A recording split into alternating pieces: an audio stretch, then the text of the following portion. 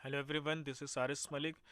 हम करेंगे question number 21 का बी पार्ट। जल्दी से रीड करेंगे। क्वेश्चन क्या है हमारा? In the figure second given below, ये फिगर मैंने बनाया हुआ है।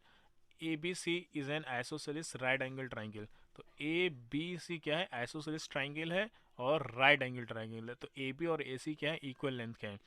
If A D equal to A E equal to 3 centimetre, A D and हमारा ए ई कितना है? 3 सेंटीमीटर है।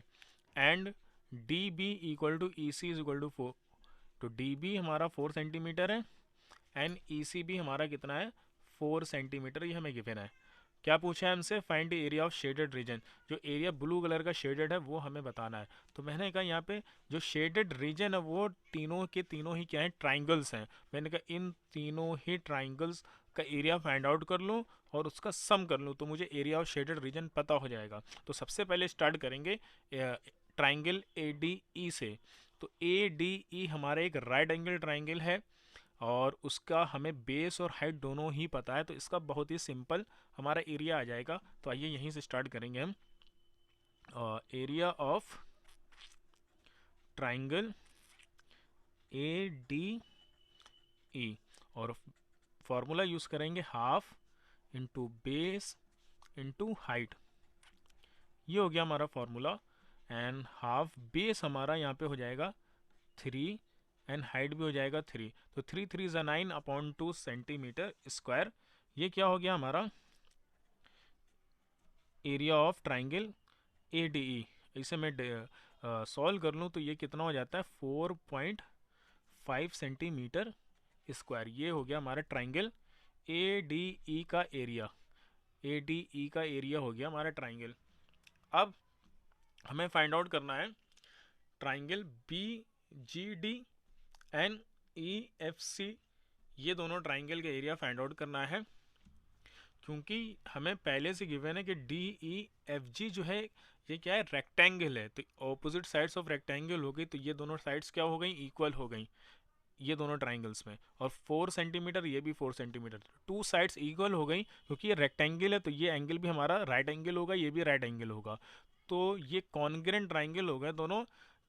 Hypotenuse right angle hypotenuse side, ये तीनों ही दोनों ट्राइंगल्स में इक्वल आ रही है। तो हमें सिर्फ सिंपल क्या करना है? दोनों ट्राइंगल में से एक का एरिया फाइंड आउट कर लेंगे, वो दूसरे के इक्वल होगा। तो triangle B G D and triangle E F C दोनों के ही एरिया क्या होंगे? इक्वल होंगे। उसका रीज़न फिर से मैं बता दे रहा हूँ।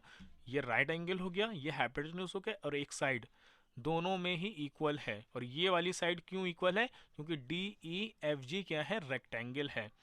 तो मैं सिर्फ और सिर्फ ट्राइंगल बी जी डी का एरिया फाइंड कर लूँ, वो किसके इक्वल आएगा? ट्राइंगल ई एफ सी के। ठीक। और बी जी डी ट्राइंगल का एरिया कैसे आएगा? वो कैसे करेंगे? मैंने कहा ये हाइपोटेन्यूज हो गया और बी जी और जी डी क्या है? इक्वल है। ये भी एक आइसोसेलेस ट्राइंगल है। तो हम क्या कर लेंगे? बी जी और जी डी को लेट कर लेंगे। कैसे करेंगे? लेट, तो पहले मैं मेंशन कर दे रहा हूँ मैं कर कहाँ रहा हूँ कैलकुलेशन अपनी। In triangle B G D, और मैं लेट कर लूँगा let side B G equal to G D equal to x centimetre. ठीक। अब मैं पाइथागोरस थ्योरम यूज़ करने वाला हूँ। पाइथागोरस थ्योरम के अकॉर्डिंग क्या होगा हमारा? B D square equal to B G square plus G D square. B G हमारा एक्स स्क्वायर हो जाएगा एंड जी डी भी हमारा कितना हो जाएगा? X square. And B D हमारा 4 सेंटीमीटर है, दिस इज 4 स्क्वायर। 4 स्क्वायर होगा हमारा 16। This is equal to 2x square. मैं 16 को 2 से डिवाइड कर लूँगा। This is equal to x square. 2 1 ज़ा 2, 2 8 ज़ा 16। तो एक्स स्क्वायर हमारा कितना आता है? 8 सेंटीमीटर स्क्वायर। ठीक है। एक्स स्क्वायर की वैल्यू हमें पता हो गई। अब मैं एरिया का फॉर्मूला राइट करूँगा। Area of a triangle, area of triangle B G D, और जो कि इक्वल होगा किसके? Area of triangle E F C के। दोनों ही आपस में क्या होंगे? इक्वल आएंगे। और ये यहाँ पे फॉर्मूला कितना होने वाला है? Half into base into height, और हाफ हो गया।